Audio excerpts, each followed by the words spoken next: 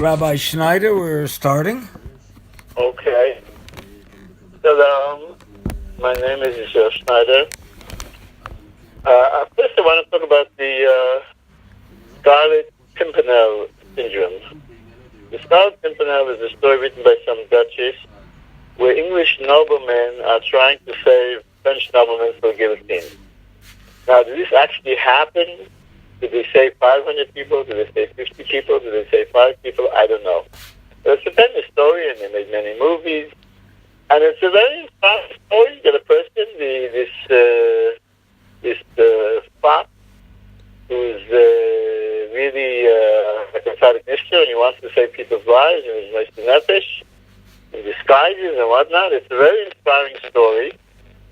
And after it was published, it inspired many people, to become the Scarlet Pimpernel, to try to save people. What do you call it? Look it up, Google it, the Scarlet Pimpernel, and it inspired, what's his name, the guy in Hungary, also to save Jews. So it's a very, very tremendous, even if it was a fantasy, but it was a beautiful fantasy. And she wrote a few books, a continuation of this story. It's something very, very beautiful. Like Daniel Deronda, which is a beautiful story by George Sand about a Jew who wants to go back to Israel. This was the Christian Zionism that started Zionism rolling from a fantasy, from something that's just made up. On the other hand, you have like the Uncle Tom's Cabin, which is a lie, which makes it as if the slaves were treated so terribly, and that caused the Civil War. Well, Rabbi Schneider. Yes, sir. Daniel Deronda was not Sir Walter Scott. No, it was not Sir Walter Scott. It was George Sand, who was a lady. Google it, George Sand. I find that George Sand was influenced by the Rebbe's good friend, Hirschberg, who, as it were, became a Christian and called himself Herman Bernard. And he was a teacher in Cambridge University, and he started the ball rolling. The Rebbe told him to start the ball rolling. Try to influence the Christians that, the Jews have to come back to Israel, so that Jesus can come again. One time was enough for them.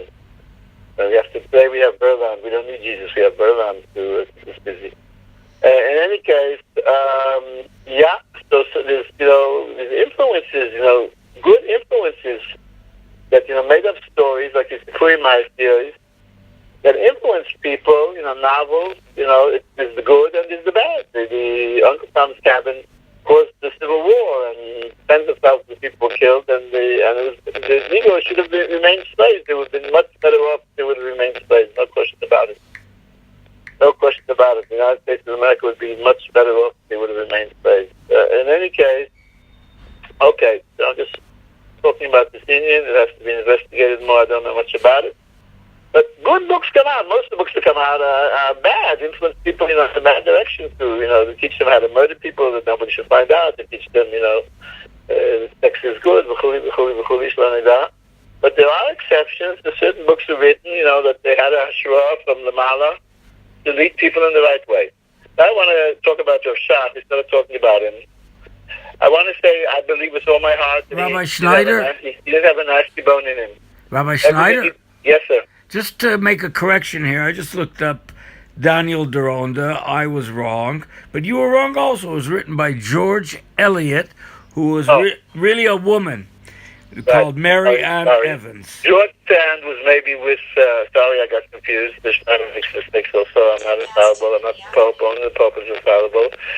George Sand maybe was the lady who was with Chopin. You can look it up, Chopin and George Sand. George Eliot, I don't remember her rightful name, but she was connected to Jews, and Jews influenced her.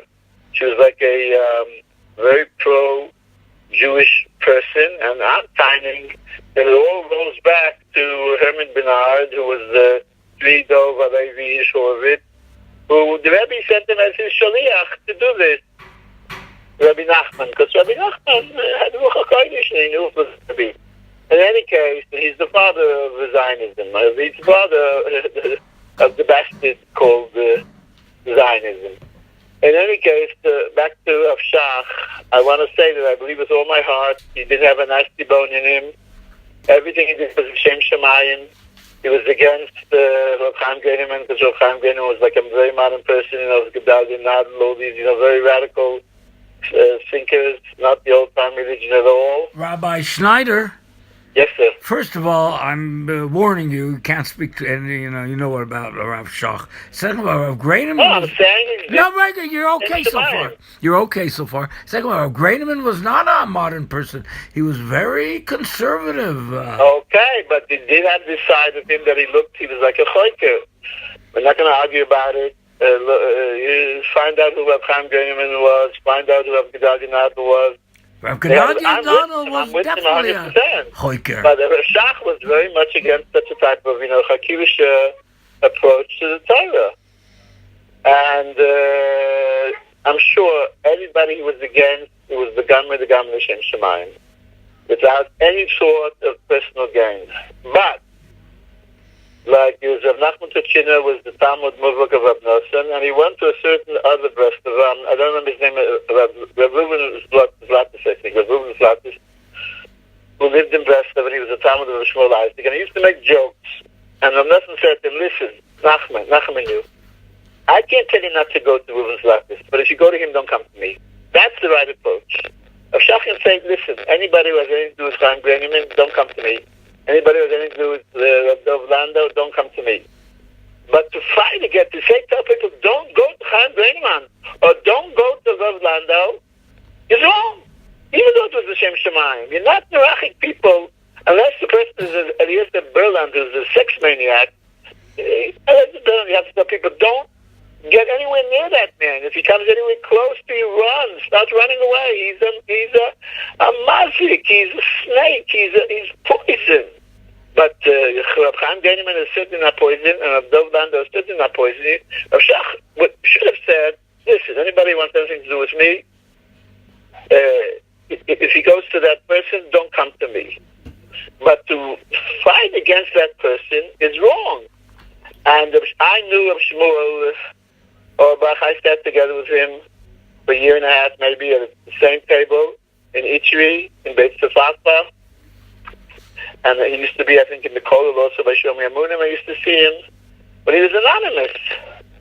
And he was certainly a tzaddik and a gaon. But I think it was Shalom Spitz who learned together with me in Itri.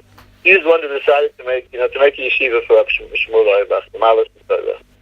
Rabbi Schneider. What? You say he was a tzaddik, but he blocked thousands of people suffered. This all comes from Rav Shach, this idea. In other words, this idea of fighting Zionism, according to Schneider's system, this has to do with the neshamas who are Ephraim ben Yosef.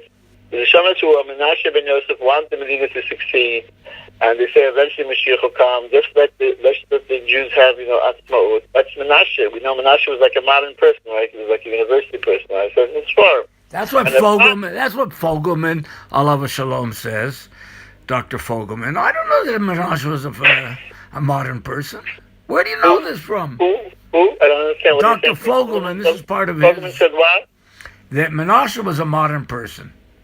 Okay. Where do you get it from, besides Fogelman? Okay, it's an idea. Schneider has a whole system. I don't know, maybe we'll talk about it another time. I have a whole system how the neshamas are divided up. I don't remember if I ever spoke about this. But according to Schneider's system, it's a machlokes between Menashe and Ephraim. Ephraim says a Medina is only a Medina Torah, a Medina Halacha. Anything that's against the Torah, you have to fight it. That's Rav Shach, and that's Rav Shmuel Auerbach. The Neshama of Ephraim ben Yosef. And Menashe says the opposite. Let the bells Rebbe, let them have power. Let Bibi, the bells Rebbe is holding up Bibi. He shouldn't, glitch from his chair. It's two opinions, but again, the question is, how far do you go?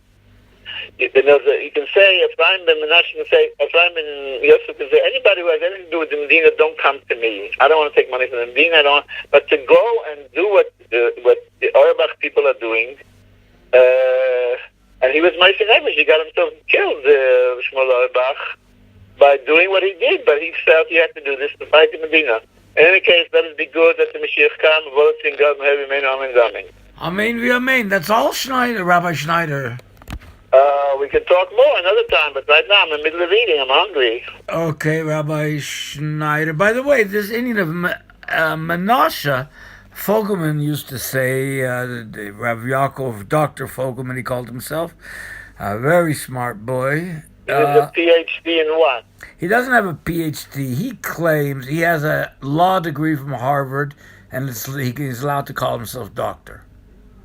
Okay, that's true. It is He has true. a law degree, can go some doctor as far as I know my brother has a law degree, and he doesn't call himself doctor. I don't know. Yeah, he's not hired to go to doctor, but you can. The doctor of letters. What's a Okay, PhD? A PhD is a doctor of letters. Okay, good. In any case, he used to say like this. Menashe, Rashi says that he forgot all Beis Avicha, all the troubles of Beis Avicha. So it means he became modern. That's how he learns it out, Rabbi Fogelman, Dr. Fogelman. Hello?